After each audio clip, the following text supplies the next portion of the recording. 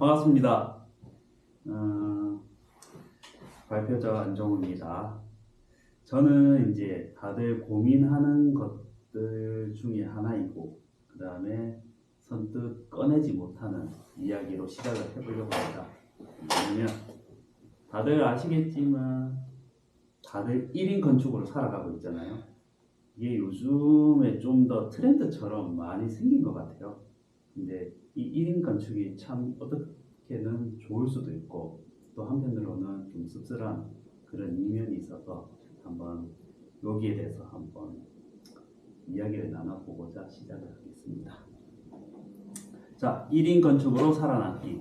지방 건축 세계의 냉혹한 현실과 생존을 위한 구조적 문제. 이거는 이제 타이틀인데 너무 무거워서 다음부터는 좀 쉽게 가려고 하는데 잘 들어주십시오. 일단 위기의 건축.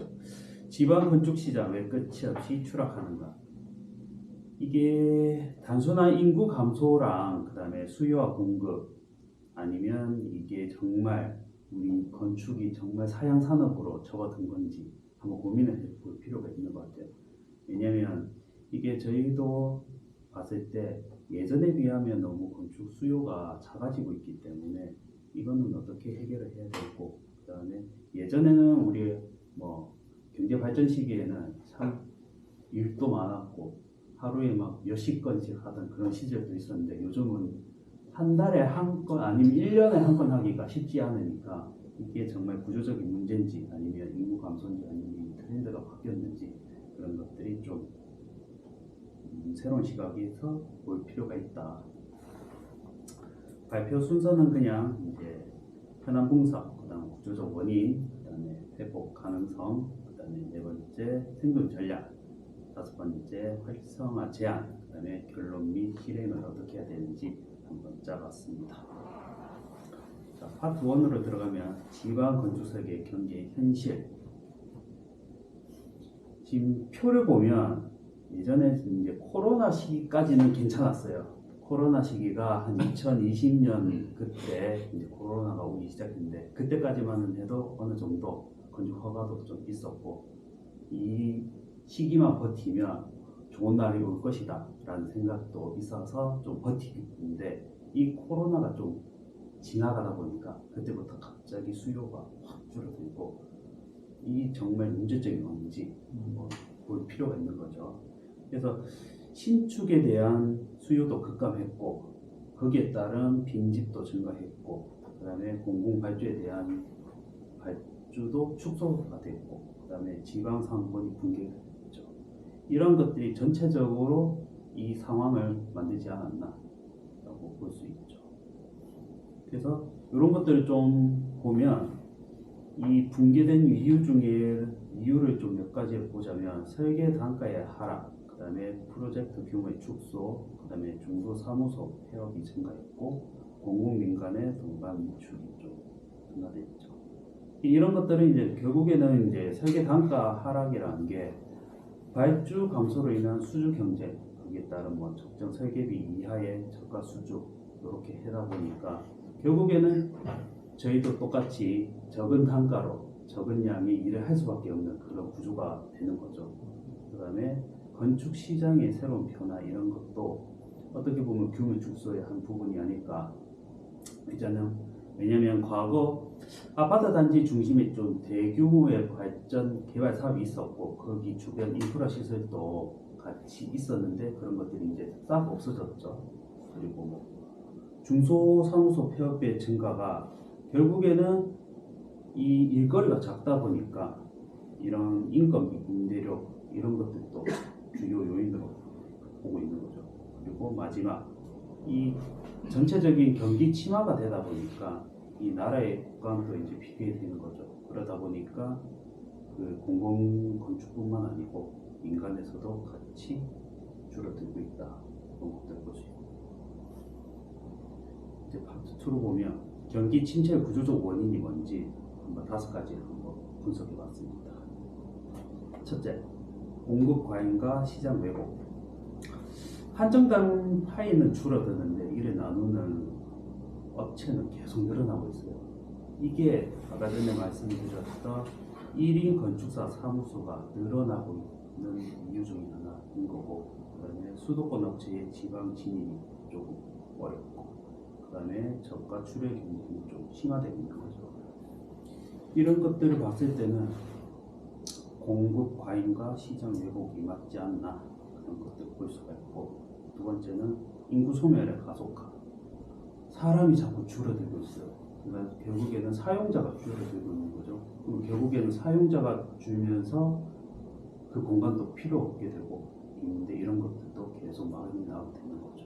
이런 것들, 그다음에 초고령화 사회에 따라서 이 젊은이들이 없고 이제 고령화 가족들이 많다 보니까 이게 좀 문제가 되지 않나, 그런 것들.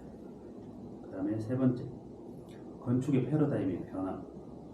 예전에는 신축이 많았는데 요즘은 신축보다는 리모델링, 그러니까 유지나 보수, 이런 개념으로 좀 많이 넘어가고 있고, 그 다음에 산업시설 수요 감소.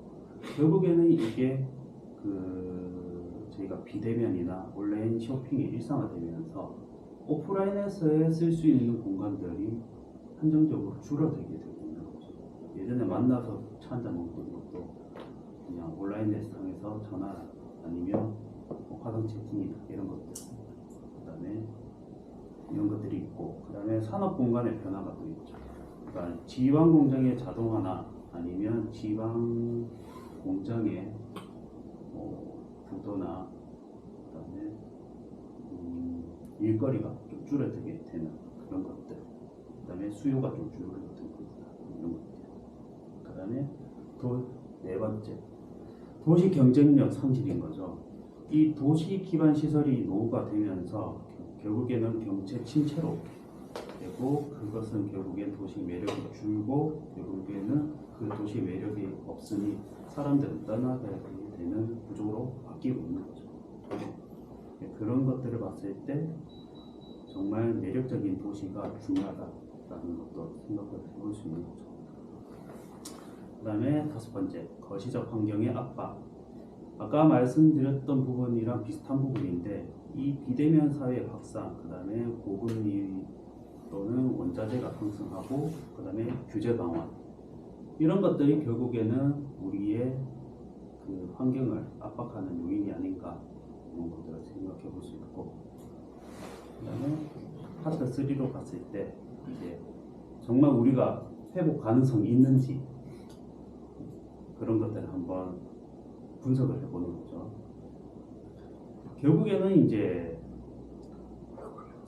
단순히 경기가 좋아진다고 해서 이 건축 경기가 좋아질까라는 막연한 생각은 좀 지양을 해야 되지 않나, 그런 것들을 한번 생각해봐야 되고, 그리고 새로운 전환이 필요한 시점인 거죠. 과거에는 이제 빈 땅이 무조건 집 짓고, 그 다음에 물리적 구축 이런 것들이 있었다면, 앞으로는 이제 정말 이 지어진 것들을 어떻게 활용을 하고, 그 다음에 그 활용을 하면서 새로운 공간으로 재탄생을 시킬 것인지, 그것들을 한번 고민을 해봐야 됩니다. 그리고 지방에서 살아남는 6가지 전략을 제가 또 잡아봤는데, 이게 하면서 저도 많은 고민을 했었어요. 이게 정말 살아갈 수 있는 방법이 있을까? 근데 이거는 한번 이야기를 해보고 나중에 토론을 하면서 이게 맞다 틀리다를 떠나서 좀 새로운 우리가 가지고 있는 생각을 조금 찾아봐야 될 것 같아요. 그래서 이게 뭔지, 일단 전략 하나, 신축에서 리모델링. 요거는 아까 이야기했던 것처럼 기존에 쓰고 있던 용도에서 좀 더 변화를 줘야 되고, 그 변화에서 리모델링이나 뭐 수선 이런 것들이 필요로 한 거죠. 다시 말해서 이제 그 농촌의 이런 뭐 주택 개량이라든지 노상가 재생이라든지, 그 다음에 뭐 산업시설 업그레이드라든지 그린 리모델링, 이런 것들이 있고, 그 다음에 지역산업 맞춤형에 맞는 건축, 뭐 농업이나 스마트팜, 뭐 관광 스테이, 특화 산업단지, 이런 것들을 조금 만들어서 새로운 먹거리를 창출해내는 거죠. 그다음 세 번째, 공공건축 및 지역사업 진입. 이게 계속 하고는 있어요. 그 지역 기반 건축사에게 열린 기회라고 볼 수도 있는데, 뭐 예전에 한 5년 전 뭐 도시 재생 6일, 그다음에 생활 SOC 사업, 그다음에 기촌 사람들에 대해서 지원이라든지 이런 것들이 있었는데, 이게 좀 잘 지켜지는 있는 반면에 안 지켜지는 경우도 있더라고요.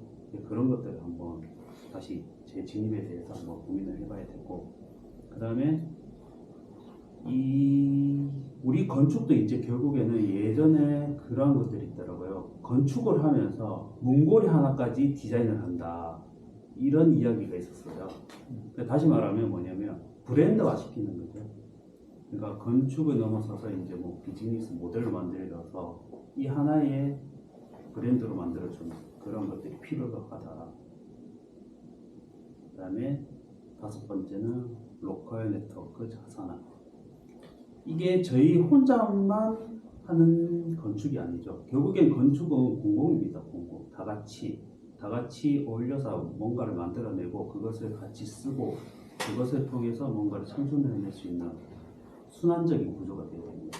그러니까 주민과 소상공인이 좀 같이 만들어가고, 그 다음에 지자체 공무원은 또 같이 협업하면서 우리가 필요로 하는 것들이라든지, 아니면 정말 이 주민들이 필요하거나 우리 건축에서 공간이라든지 이런 것들이 필요한 사람들한테 새로운 제안을 해서 좀 공공적인 프로젝트를 발굴을 해내야 되는 거죠. 결국에는 이런 것들이 계속 만들어지면 새로운 대안이 되고 새로운 공간 창출이 되지 않나, 그런 생각을 해봅니다. 마지막으로는 정부 지원 사업 활용인데, 이거는 뭐 도시재생, 뭐 농촌개발, 생집정리, 문화관광, 에너지 이런 것들이 예전부터 써오던 것들이 있었는데, 이것을 그냥 이것만 보는 게 아니라 이거 말고 다른 것들을 좀 더 생각의 전환점이 필요하다라고 보습니다. 그리고 지방건축 활성화 제안인데, 결국에는 우리가 제가 지방 하는데, 결국에는 지금은 수도권과 비수도권으로 나눠져 있어요. 다시 말하면 수도권에서는 어느 정도 인구가 유입이 돼 있기 때문에 어느 정도는 굴러간다고 생각을 하고 있고, 근데 지방에서는 자꾸 인구가 줄어들고 사용자가 줄어드니까 이 활성화할 수 있는 방법이 뭔지, 그런 것들을 생각을 해봐야 된다 이거죠. 그래서 첫 번째로 첫 번째는 활성화를 위한 3대 핵심 키워드를 한번 만들어봤어요. 첫 번째로는 대도시의 방식 그대로 가져오지 마십시오. 제발. 우리만의 방법이 필요합니다. 그러니까 지역의 기후산업이나 라이프 스타일에 맞는 최적화된 건축의 언어를 찾아야 되고, 두 번째는 꼭 부수는 것만 아닌 좀 기존의 자산을 좀 새롭게 연결하고 새로운 가치를 창출할 수 있는 기획이 제일 중요한 것 같아요. 그런 것들. 그 다음에 세 번째, 이게 짓고 끝나서 이제 사용자들한테 그냥 쓰세요라고 하는 게 아니라 좀 수기날 수 있는 구조라든지 우리가 좀 더 나은 방향을 제시하는 거죠. 이런 것들을 통해서 좀 새로운 공간의 운영, 이런 것들을 좀 제안하는 거죠. 그래서 결국에는 이 아까 제가 말했던 순환 구조의 생태계를 만드는 거죠. 지자체도 같이 하고 지역 건축가도 우리가 기획, 설계, 제안도 같이 하고, 그 다음에 나머지 사용자, 주민, 기업 이분들도 같이 모여서 새로운 방향을 모색해야 됩니다. 결국에는 우리가 단순하게 사용자에 의해서 도면만 그리는 사람이 아니라 우리는 이 미래라, 그 다음에 건축을 설계하는 그런 사람이 되어야 된다라는 거죠. 일단 제가 준비한 거는 여기까지고, 다음에는 토론이 끝나고 난 다음에 요것을 조금 이야기해야 될 것 같아요.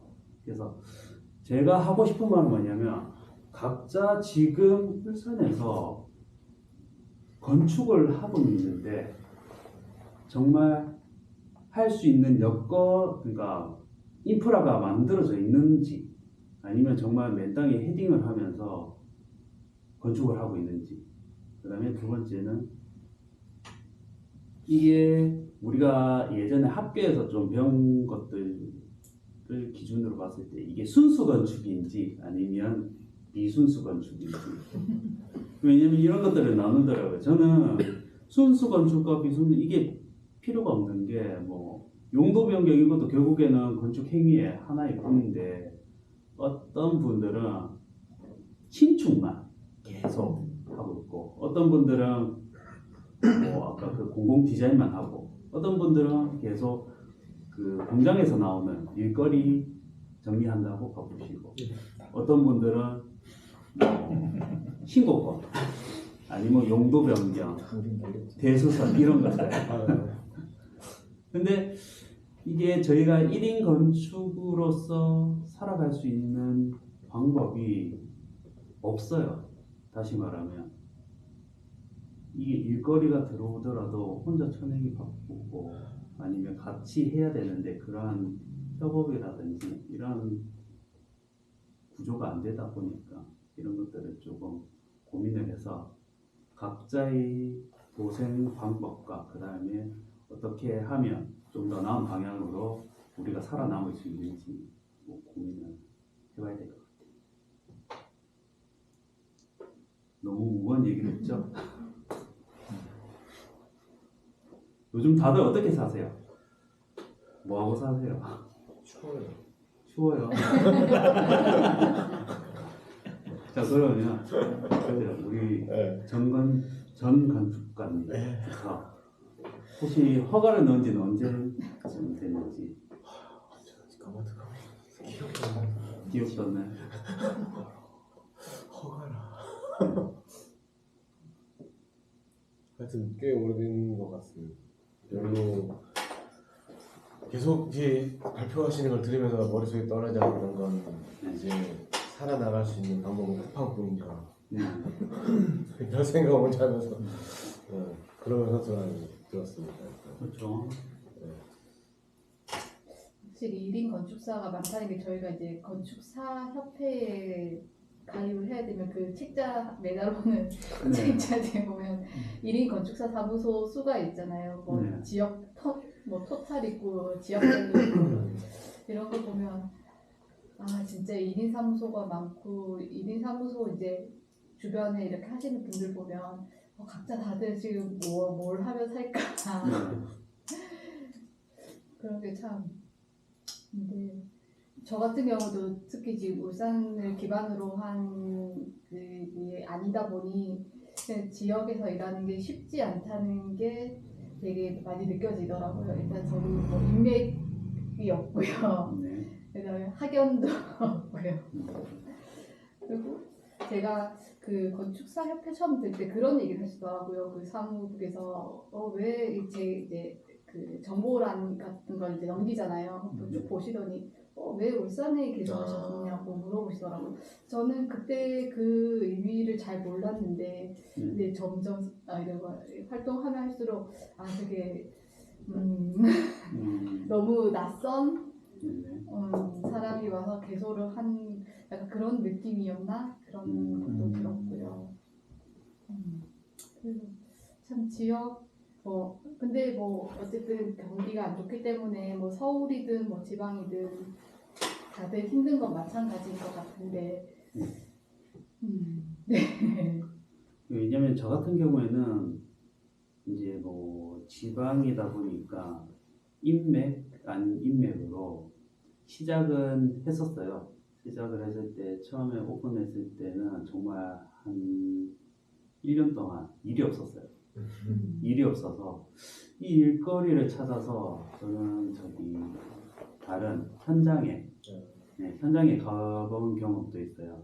그때는 삼바 삼성 바이오로직스 삼바 근데 그때는 약간 그거였어요.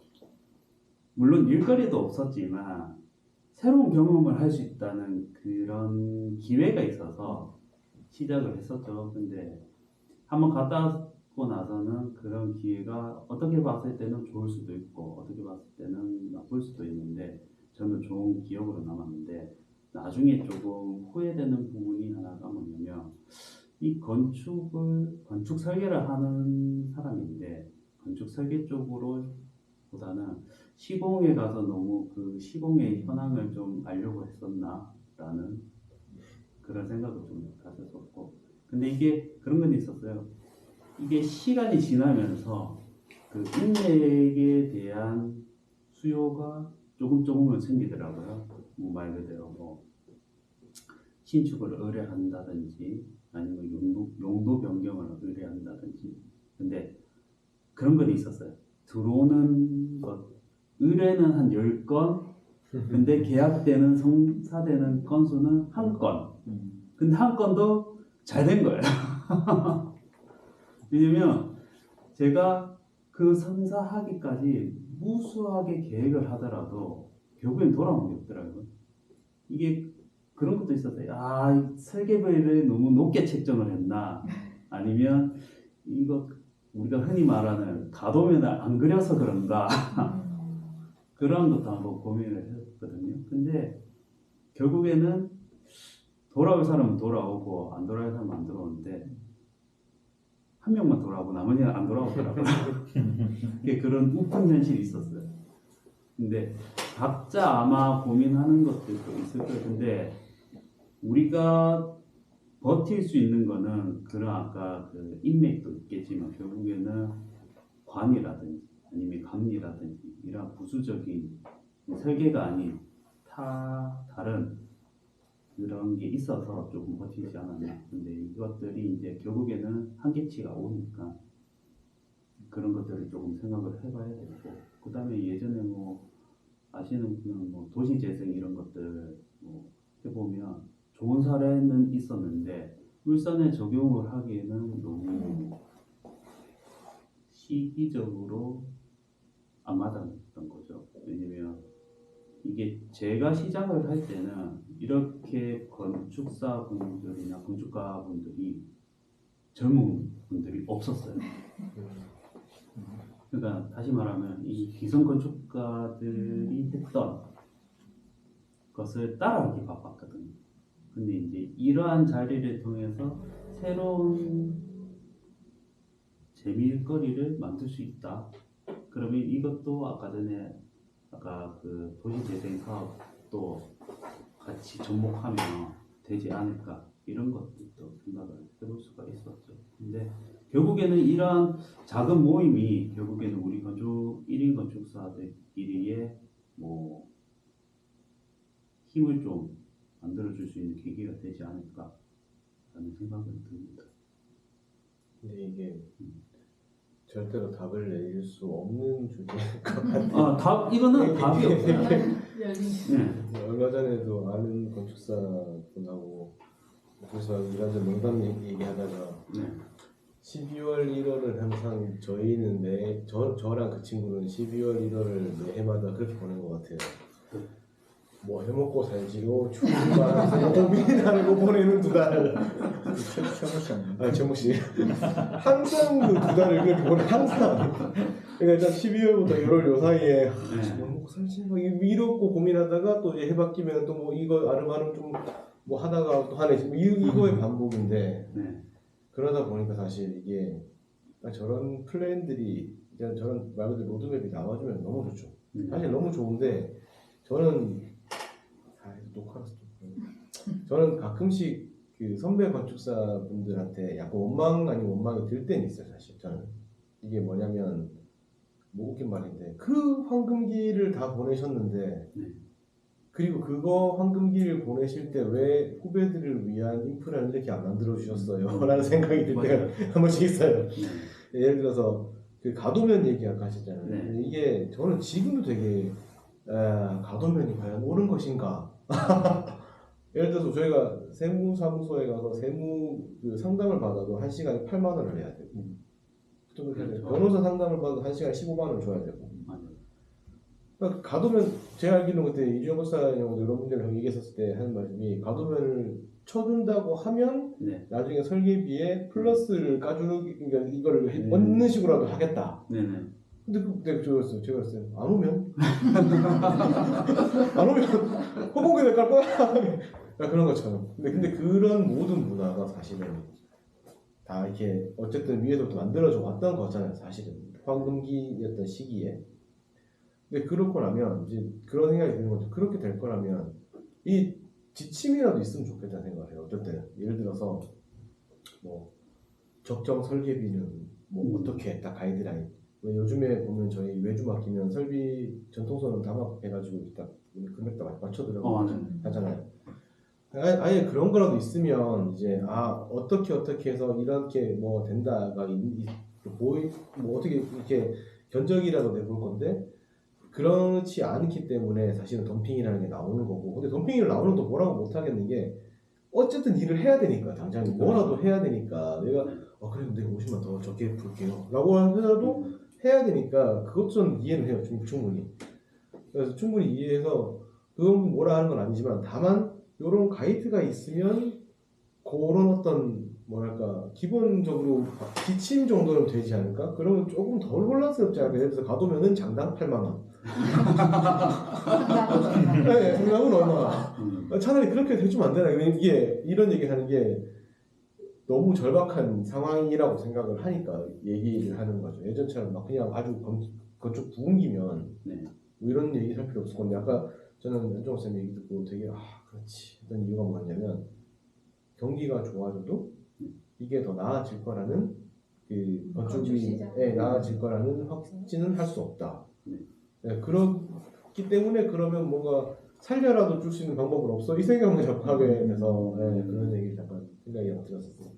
근데 가보면은 사실상 뭐 사급에서도 그렇긴 한데 아까 우리 전 시간에 했던 현상 설계 사실 가도면이잖아요. 가도면 한 장에 10억.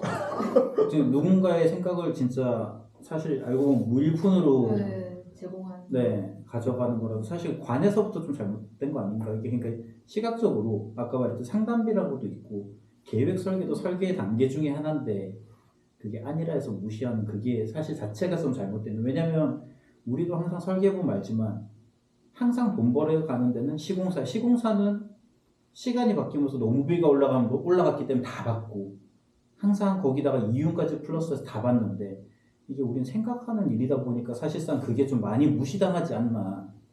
뭐 사실 똑같은 금액이라서 똑같은 아이디어가 나오거나 뭐 더 좋은 거 왔다 갔다 편차가 있다고 말은 하지만 그 자체가 우선은 좀 그게 사극으로 넘어오면서 특히 그 좀 큰 거 하신 분들은 대여라고 할 수 없는 그 현실이 다들 다 느끼는 공감하는 부위잖아요. 그러니까 남들이 싸게 했다 해서 그런 것도 아니고 그 다음 내가 그 금액으로 할 수 없는 게 나는 그 이상을 항상 준비하고 노력하고 정보라는 자체도 그거랑 훨씬 뭐 앞서가 있거나 그런 것도 있는 건데 그런 건 우리가 당연히 누군가에게 할 수 없고 그나마 현상 설계하는 데는 다행인 게 그 사람들은 당선이라도 되면은 누군가한테 그 우리 요리 프로그램 별 단다는 식으로 그냥 별 하나씩 가서 그 경력으로 남아 있으니까 사실상 그러니까 좀 그렇게 있긴 그렇게라도 좀 그걸 받긴 하는데 되게 부끄러운 얘기인데 저 이준영 건축사님과 같이 이렇게 일을 있을 때 우리는 가도면은 절대 치지 말자. 이것은 건축사로서의 마지막 남은 자존심이다.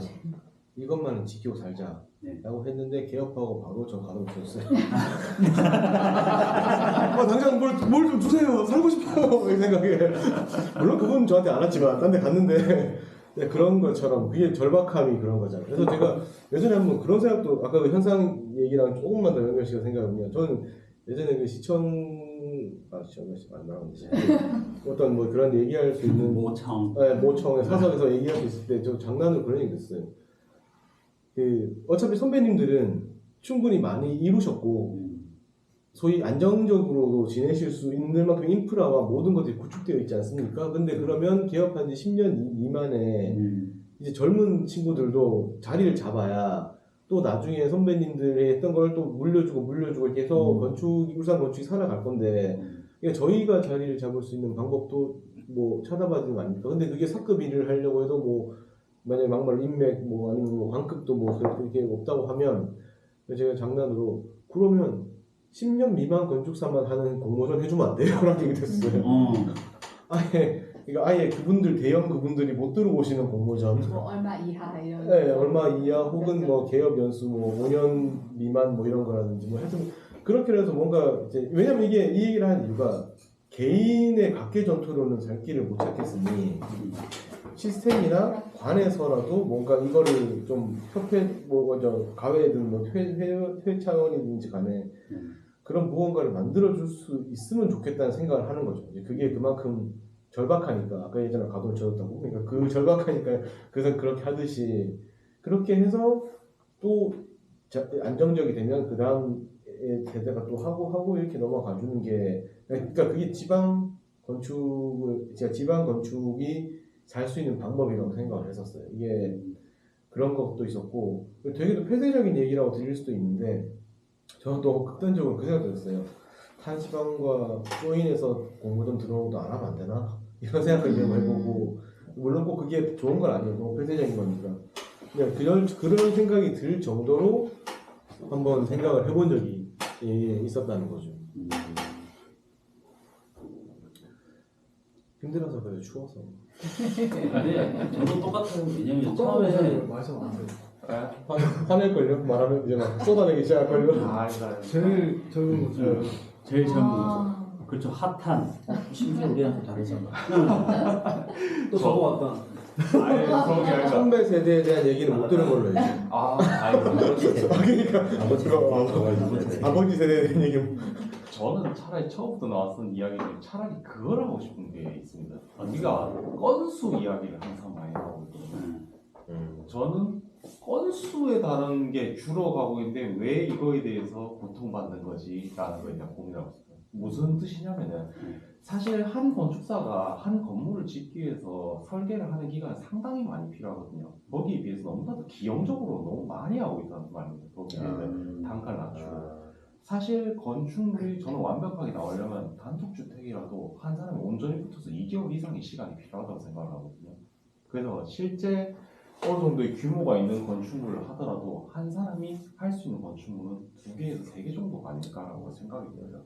그래서 그런 건축물에 따른 기용 구조에서 우리가 설계비가 다시 기준에 맞춰야 된다는 얘기 앞에 나왔었지 않습니까? 그런 금액들이 나오고 맞춰지고 하다 보면은 그런 기준값을 가져서 사람들이 할 수 있을 거고 그리고 이건 조금 위험한 발언이기도 하고 머릿속에 생각만 하고 있고 아직 제가 정립이 안 된 게 있는데 제가 하고 싶은 것 중에 하나는 총량제라는 걸 하나 생각한 게 있어요. 이게 누구나도 생각을 다들 해보셨을 겁니다.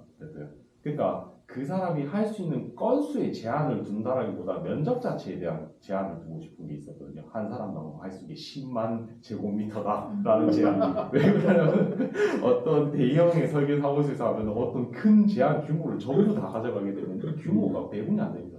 그 지방이라는 표현이 나왔음에도 불구하고 지방에도 정말 작은 건수가 다 작은 건 아니거든요. 공장이나 이런 데가 면적이 어마무시합니다. 정말. 그 규모를 한 곳에서 가져가게 되면 이 규모가 더 이상 또 나올 게 없습니다. 그러면은 총량제라는 제도가 도입이 되게 된다면은 어떤 건설사가 일정 이상이 투입이 돼야 될 거고 실제로도 생각을 해보면 규모가 일정 이상이 넘어가는데 그거를 해낼 수가 있다? 라는 것 자체가 이해가 안 된다는 겁니다. 직원 수만 투여한다 하더라도 이 제한이 규모가 있을 거거든요. 분명히요. 그러면은 그보다도 많은 제한수, 뭐 1만이면은 3명이 들어가야 된다. 뭐 10만이 되면은 10명 이상이 들어가야 된다. 이런 총량 제도가 되기 때문에는 그나마 조금 해소에 대한 가능성이 있지 않을까. 근데 근본적으로 사실 설계비가 좀 높아졌으면. 그렇죠. 대가가 있어야 한다. 사실 저도 저 얘기를 국방 보고 뭐 예전에 뭐 술자리에서 막 이런 얘기를 하다 나왔던 얘기 중에 하나였는데 그때 저희들이 웃으면서 얘기하다 그 얘기는 했어요. 근데 결국에는 자유 경쟁이니까 이건 그냥 아닐 뿐이고 그렇게 될 수도 없고 돼서도 안 될 거다라는 왜냐면 저는 그때 그 이야기 했었거든요. 차라리 건축주들이 개인으로 오는 게 아니라 이 협회나 뭐 이런 쪽에다가 저 건물 짓는다고 일을 하면 감리처럼 돌려서 저 그냥 이렇게 그럼 그게 되잖아 이렇게 얘기했다가 공산주의냐 뭐 이런 얘기 그런 얘기 하나 했었던 얘기 설계도 허가권자지죠?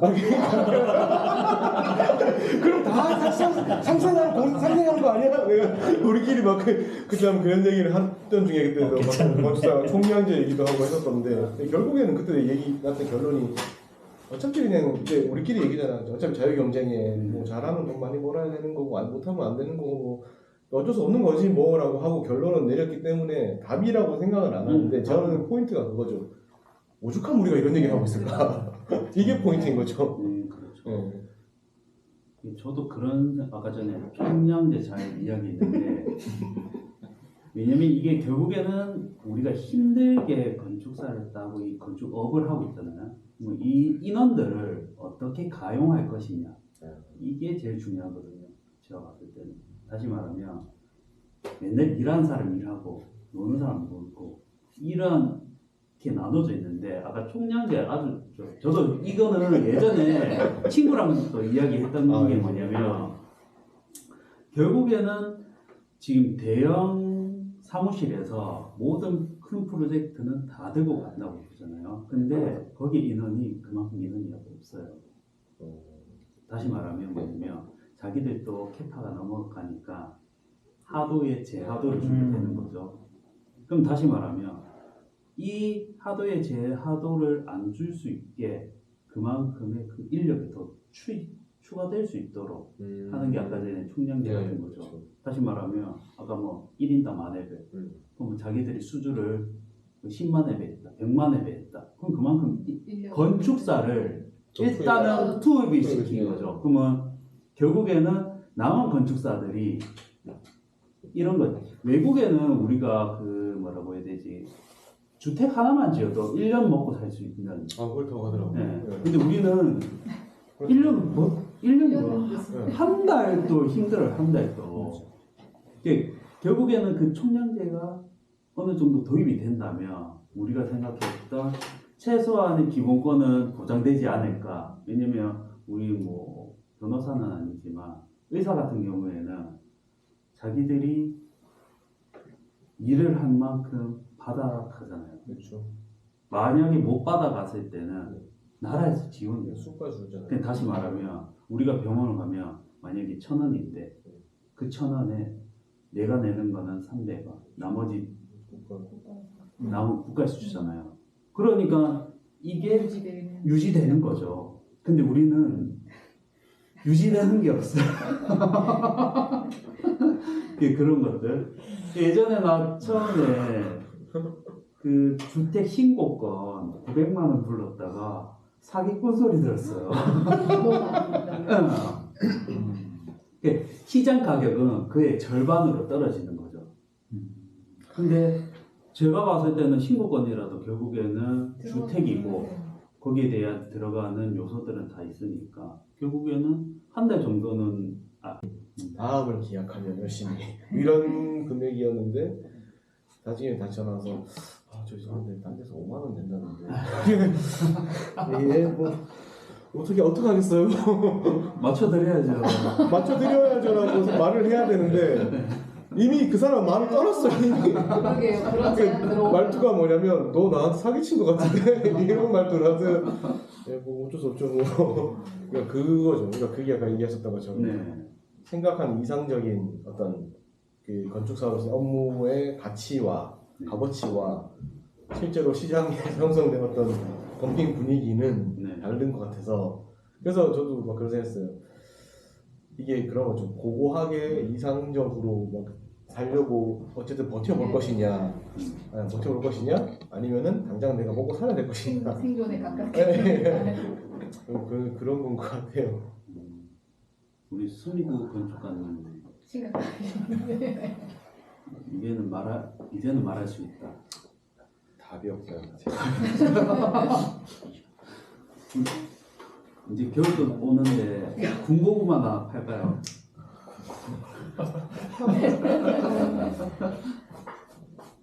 할 말이 없네요 지금. 그럼 그럭저럭 버티고 있다고? 그렇지는 와이프가 열심히 벌고 있죠. 부럽다. 정리를 해야 될까? 많은 고민을 사실 이게 고민이 안 돼요. 뭐 안정호 목사님이나 이정호 목사님이나 뭐 다들 잘 어쨌든 자리 잡아가고 계시잖아요.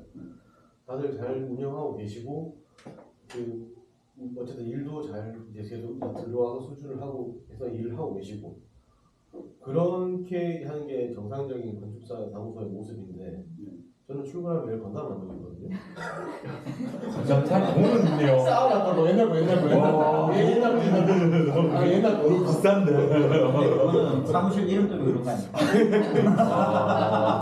혼남이잖아요. 아니 앉아가지고 멍하게 있다가 저거는 한번 만들어 볼까? 보면서 야 이게 생각했던 이상적인 건축사 사무소의 모습을 유지할 수 있는 거는 아닌 것 같아서. 그러면 전화할 때마다 바쁘다고 전화를 돌릴 수 전화기나 스티커 붙여야죠. 전화 시끄러워.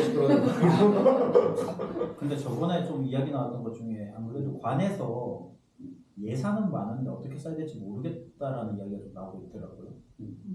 그래서 아니 그런 것도 있지만 실질적으로 좀 그런 게 있다 해서 그래서 사실 이렇게 모인 자리에 있을 때 뭔가 좀 발굴하고 좀 제안할 수 있는 것도 좀 필요하지 않나 우리가 그러니까 찾아서 여태는 계속 만들어진 걸 했었는데 역으로 조금 그런 게 있으면 공지라도 좀 찾아서 아니면 좀 할 수 있는 아니면 좀 외입을 하더라도 어차피 지금 돈을 그렇게 쓰는 판에 그럼 저희끼리 얘기하는 것보다 오히려 뭐 지자체나 근데 하지만 그렇게 늦지만 네, 근데 미리 조금 우리가 사실 그때 제가 저번에 말했던 뭐 국가 도시건축도 거기는 상관없이 본인들이 계속 조사를 했었지만 이제 1인이다 보니까 사실 저도 지금 우리 5년차 하고 있는데 제일 조금 뒤처지는 게 하나 있는 게 정보가 좀 되게 뒤처져요.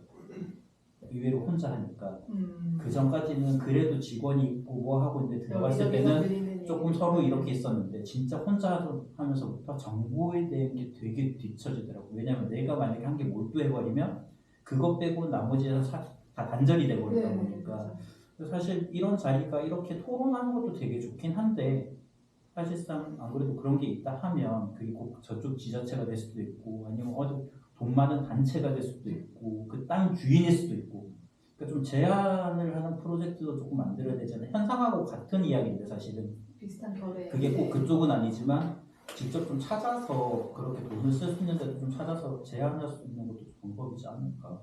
중국 같은 경우는 그 성남동 쪽에 빈집 같은 거 매입 많이 하잖아요.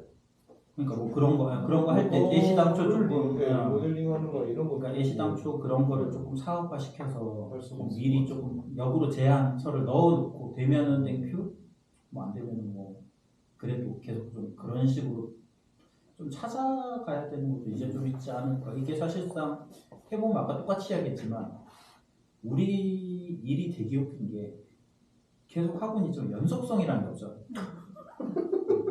진짜 딱 일 생겼다. 와 진짜 이번 거 하면은 이번 달은 살았다지 사실은 이거 하면 몇 달 버틸 수 있지 보고 딱 하는 건데 그러니까 사실 그 사이 동안 만들어낼 수 있는 게 특히 더군다나 신진이기 때문에 그게 되게 부족하잖아요.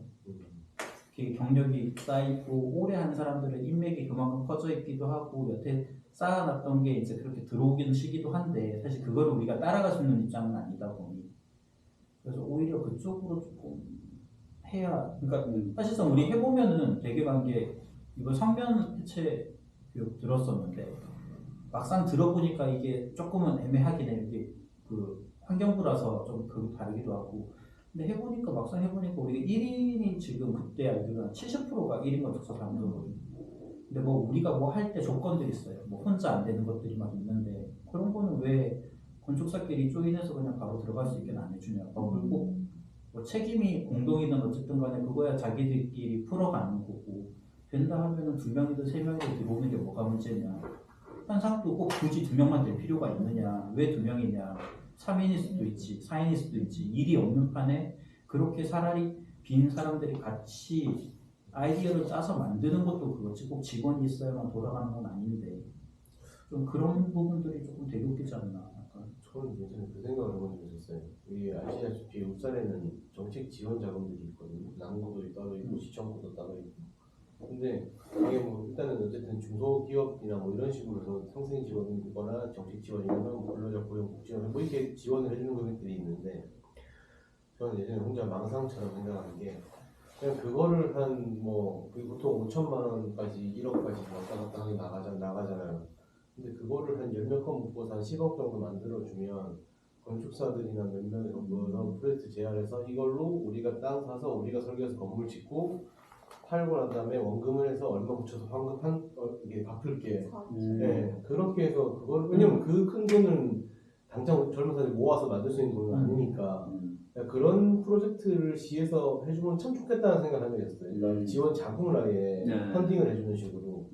그러면 설계자가 건축주가 없으니까 우리가 빈거 땅 사서 우리가 지어 설계하고 팔고 차익은 우리가 남기고 원금은 다시 이자 붙여서 돌려줄게. 뭐 그렇게라도 해주면 안 되나? 뭐 이런 생각을 한 적이 있었어요. 지혜의 작은 지원으로. 네. 그렇게 하면 우리도 뭐라도 할 수 있고. 그러니까 그런 게 더 좋은 게 오히려 우리가 건축할 때 그 정말 좋은 건축 얘기할 때 똑같이 건축주에 대한 게 있었는데 오히려 건축사가 바라보는 입장에서 도시에 대한 뭐가 필요한지 고민하면서 좀 나올 수 있는 것도 충분히 있을 거고 그렇게 되면 그런 것들이 오히려 조금 더 하나씩 생기다 보면 좀 주변도 바뀌게 되고 시선도 바뀌고 그런 것도 좋은 정책이 될 수 있는 그런 거. 뭔가 좀 정책적으로 뭔가 해줄 수 있으면 좋겠다는 생각. 사실 예전에 일이 없을 때 다들 그런 생각 안 해봤어요? 여기 빈땅 저기 혁신도시랑 가면 빈땅들 있잖아요. 그게 뭐냐면 필지에 딱 있는데 필지가 안 팔렸잖아요. 내가 설계를 해서 팻말에 내가 설계한 안을 꽂아 놓을까? 그럼 연락이 올까? 코스 셀프 홍보. 셀프 홍보인데 좀 그런 거 올까? 사실 저기도 적겠지만 안도다다오가 시작이 거의 그랬잖아요. 일도 없는 뭐 더군다나 설계도 안 사람이 길 가던 사람이 우연찮게 내 거 하나 할래? 그게 돼서 지금까지 왔던 사람인데, 그러니까 누군가에게 그 처음 시작하는 기회를 줘야 되는 것도 사실이기도 하고.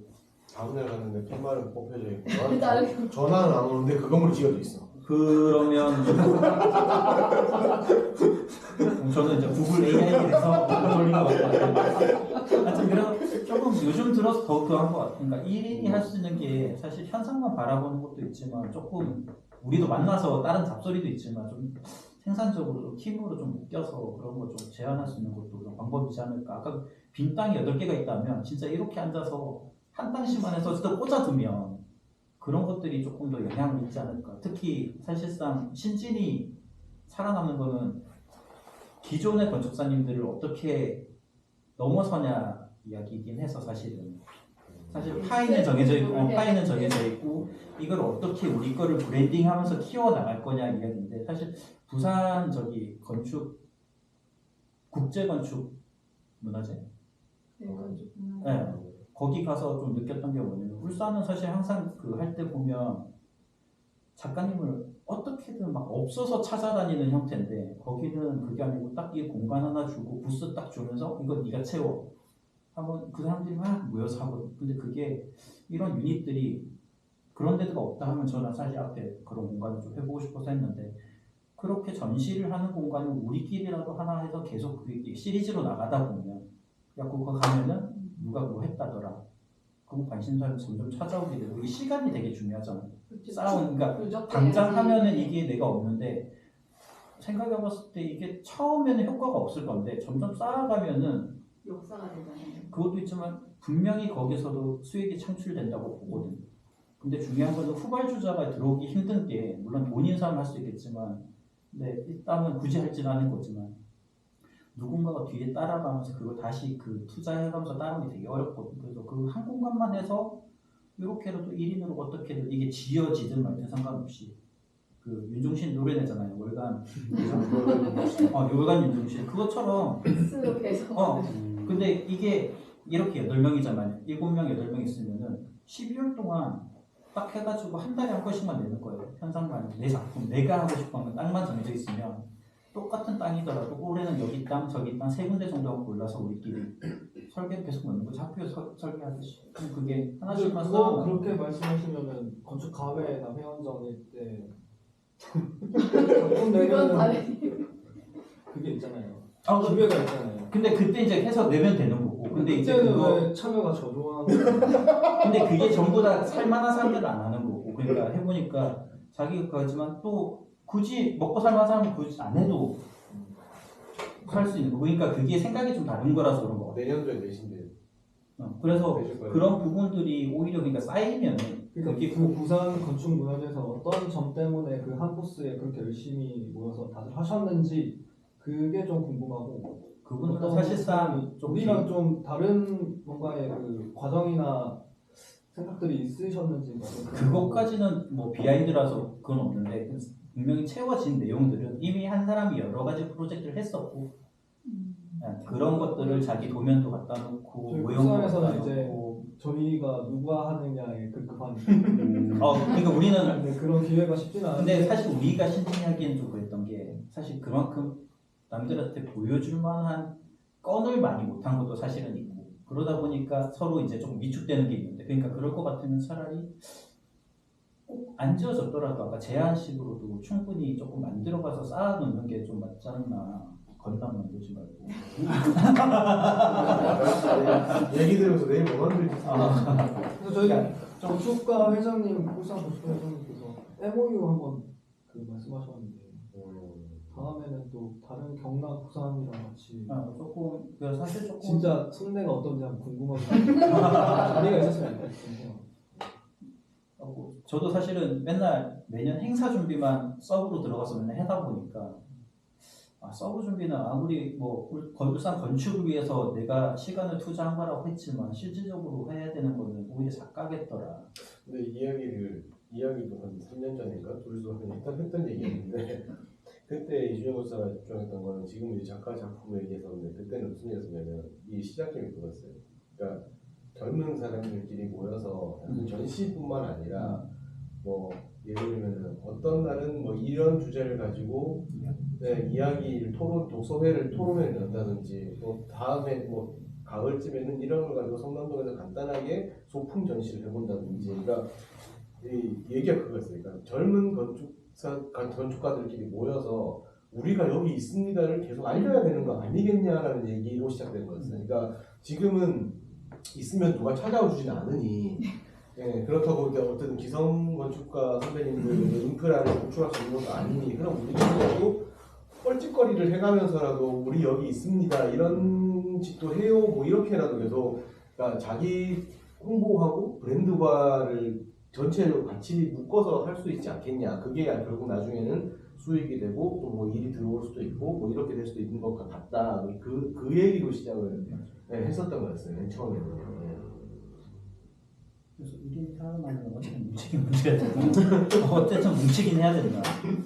말씀 안 하세요? 1인 살아남으셔서 나는 너무 먹고 살라면 도저하지. 너무 제 선에서는 너무 어려워요 지금. 그럼 요즘 이전에는 뭐 하고 살았어요? 바꿔가면서 실계랑 열심히 감리하면서 지금. 정문이라는 것 같아요. 저는 직원일 때 진짜 손가락 빨아본 적이 많아서 건축은 무조건 비즈니스거든요. 제가 잘 못하면은 식구들 다 죽는다. 그래서 저는 이렇게 작가 마인드 분명히 가지고 있지만 뭐 그게 평생 올까 말까 기회라고 생각하고 그거를 위해서 준비한다고 생각을 하거든요. 근데 제가 했던 것 중에서는 이제 뭐 해체감리 얘기를 저번에도 했는데 아무것도 안 하셨어요.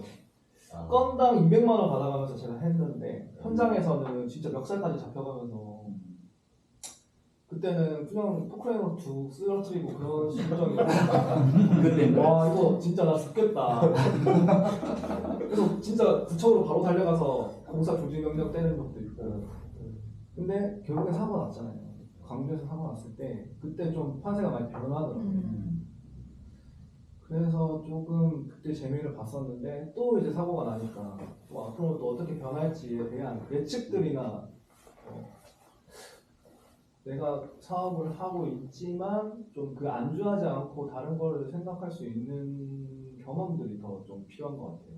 그래서 지금은 또 해체감리자가 굉장히 많아졌더라고요. 제가 13번 때인데 지금 뭐 거의 다 하셨으니까 그런 리스크, 전문가니까 리스크를 안고 책임을 져야겠죠. 그 책임을 감해서 저는 이제 시작을 했던 거고 지금은 또 다른 게 뭐가 있을까 했을 때는 아직까지는 아이디어가 그렇게 막 생각나진 않는데 제가 지금 1인으로 그래도 계속 하고 있는 게 직원의 그 급여나 보험료나 이런 걸 생각했을 때는 마이너스거든요. 계산기를 두드릴 수밖에 없는 상황이니까. 근데 그게 만약에 캐시카우로 계속 들어온다 쳤을 때는 직원을 분명히 고용을 할 거예요. 이게 아까 말씀하셨던 것처럼 또 정부에서 누구 이렇게 지정해서 1년에 뭐 돌아가면서 이렇게 정해진 또 금액이 보인다 하면 그 투자할 가치가 있는 거죠. 직원에 대한 사람을 쓸 수 있는 투자 가치가 나오는데 그게 명확하지 않다 보니까 소극적 보수적으로 이제 운영할 수밖에 없는 부분이고 그리고 반대로 또 공격적으로 하시는 분들이 또 있잖아요. 그런 부분에서는 또 저런 방법도 있다고 하는 케이스가 나오고는 하니까 그건 선택의 문제지 감나무 떨어지듯이 계속 입 벌리고 있는 거는 조금 좀 문제가 있지 않나. 그리고 코로나 이후로는 비대면이 많아지니까 건축에 대한 걱정도 많지만 가게 하시는 분이나 전문가 집단이나 이런 부분들이 저희랑 다르지 않게 걱정이 많으시더라고요.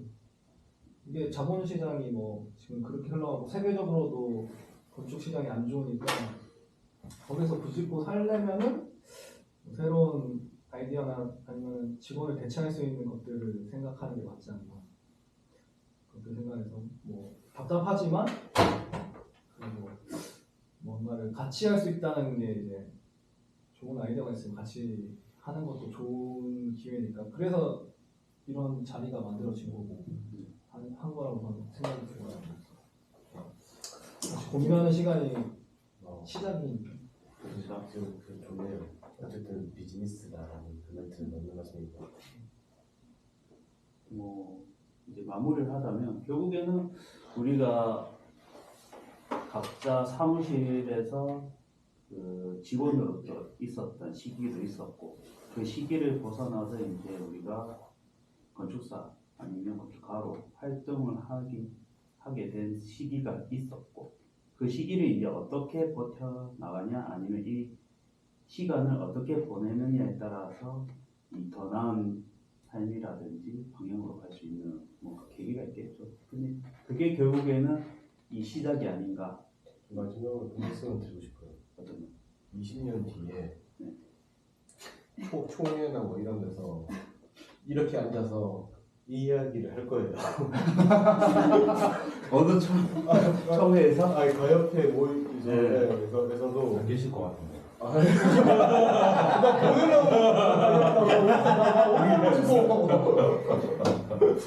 그때 못 버틸 줄 알았는데 이러면서 뒤에 날개 달리고. 나 오래 살아야 돼. 아니 그때 회장님 돼 있는 거 아니에요? 아니야 이러십니까? 이러시 전통 회장님. 그렇습니다. 그래서 이게 어떻게 보면 그럴 수도 있어요. 이게 정말 아까 말씀하신 대로 20년 뒤에 이렇게 유지될 수도 있고 아니면 절반이 사라질 수도 있어요. 그 사라진다는 게 결국에는 건축을 이어가는 사람도 있을 거고 아니면 못 이어가는 사람도 있을 거예요. 근데 우리는 항상 그런 생각을 하잖아요. 이어갈 수 있다. 그 생각으로 하나 버티고 살아가는데 힘들 것 같아요. 좀. 네. 빨간 딱지는 안 붙잖아요. 빨간 딱지는 안 붙잖아요. 무서운 얘기를. 무서운 얘기를. 이게 예전에는 빨간 딱지가 있었는데 요즘은 그냥 그런 게 없더라고. 일단 그런 리스크를 안 안고 하는 거겠죠. 일단 마무리합시다. 제가 봤을 때는 결국에는 버티는 사람이 이거는 별 내용 없어요. 이제 결론비의 실현 로드맵은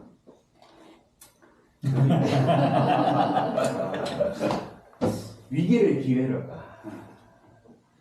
이제 이 위기를 어떻게 잘 넘기느냐에 따라서 이제 아까 제가 말씀드렸던 건축으로 이어가든지 아니면 진짜 삼겹살 구우러 가야 되는지 고민을 해봐야 됩니다.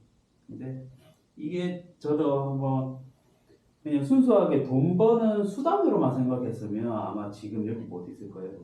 근데 이제 돈 버는 수단이 아닌 이제 우리가 살아가는 도시, 그다음에 배움이 있었기 때문에 이거를 적용하고, 그다음에 마음이 있잖아요. 건축에 대한 마음.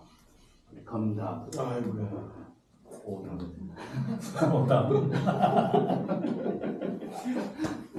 다그라, 태광, 에스플레, 다니움, 에스플랜 이름 진짜 예쁘다. 에스플랜. 이럴 종합 다 좋잖아. 여기는 건축이란 마음이 있기 때문에 이렇게 모인 것 같고, 결국에는 이걸 잘 버텨나가고자 하는 뜻에서 마무리를 짓겠습니다.